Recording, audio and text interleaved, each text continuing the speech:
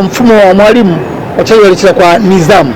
Nikisema kwa nidhamu, kwa unajua mwalimu alianza kutafuta picha za wale timu ya Nigeria inacheza vipi. Watafuta mechi zao za friendly match, wakatafuta mechi zao zingine cheza za huko zilizopita, wakagundua wanacheza vipi. Sasa nadhani kwa kikao kuna kocha pre-match meeting. Nadhani kaa nao kama sikizeni. Tukianza kupishana nao watatusumbua. Kwa sababu gani? Tayari wako mtu mmoja mmoja, wao wako vizuri zaidi. Kwa hivyo sasa tuanze kwa nidhamu. Moja kwa nidhamu kwamba tufanye mashambulizi ya kushtukiza. Ndio Stars mimi nimeangalia vizuri sana ndio wanacheza jana.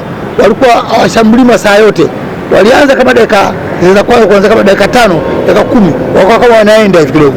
Kwa wanashambulia wakapata kama cross, sasa wakafanya connection ya juu, wakaunga kiki pale kamfuata hapa mkononi, wao pale wakauliza nyuma tena.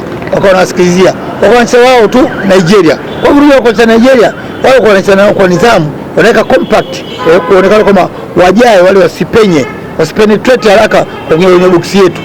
Lakini ukipata nafasi na Stars inacheza kwa kutaka kusogea kidogo na wao waende mbele. Unaona kwamba wamecheza vizuri kwa mfumo huo, lakini kwa Nigeria kwa haishambulii sana, anashambulia kwa kustukizwa.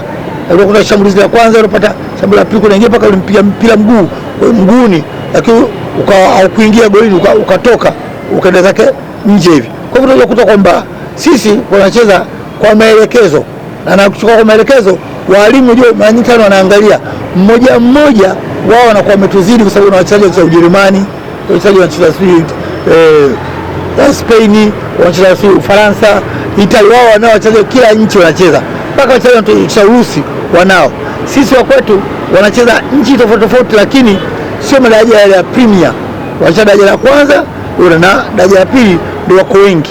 Kwa hiyo unakuta kwamba labda unamchukulia tu kama Samata kwa sababu ndio ameenda zake Ufaransa, sasa ndio labda amevuka ngazi kidogo. Kwa hiyo unakuta kwamba sisi tunacheza kwa mpangilio maalum, kwa maelekezo kutoka kwa mwalimu.